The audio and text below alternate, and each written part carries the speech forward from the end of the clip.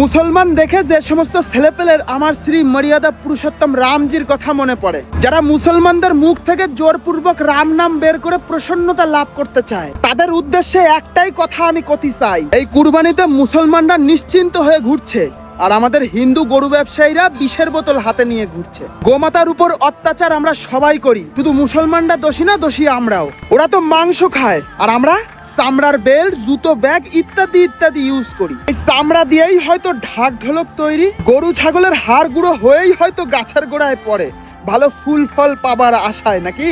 একটুকুই থাক, আর বেশি কিছু বলবো না। ব্যবসায়ীদের কান্নায় যারা হাসছো, তারা হিন্দু কিনা সন্দেহ করছো, গালাগালি করছো, একটু সময়ের অপেক্ষা। মনে রাখবা, গরিবের চোখের জলের মাসুল কিন্তু খুব ভয়ঙ্কর হয়। দুধের দাম এমন চলতে থাকলে আগামী দিনে 500 টাকা হবে। শিশুদের দুধের যোগান দিতে গিয়ে অনেকের রক্ত শূন্য হবে। সবাই বলে এই পৃথিবীর শ্রেষ্ঠ প্রাণী মানুষ, কিন্তু আমি মনে করি না। আমি মনে করি এই পৃথিবীর শ্রেষ্ঠ প্রাণী হচ্ছে গরু। তার কারণ 70% মানুষ কিন্তু সমাজের কাজে লাগে, বাকি 30% হচ্ছে জঞ্জাল, কিন্তু 100% গরুই কিন্তু সমাজের কাজে লাগে। আজকে সমাজের এই যে ব্যালেন্সটা, এই ব্যালেন্স ধরে রাখার পিছনে সব থেকে বড় ভূমিকা পালন করেই হচ্ছে গরু। এই কারণেই গরু হচ্ছে পৃথিবীর শ্রেষ্ঠ প্রাণী আমার মতে। যাই হোক, ভালো থাকবেন, সুস্থ থাকবেন, সতর্ক থাকবেন, নিজের যত্ন নেবেন। আসি, রাধে রাধে।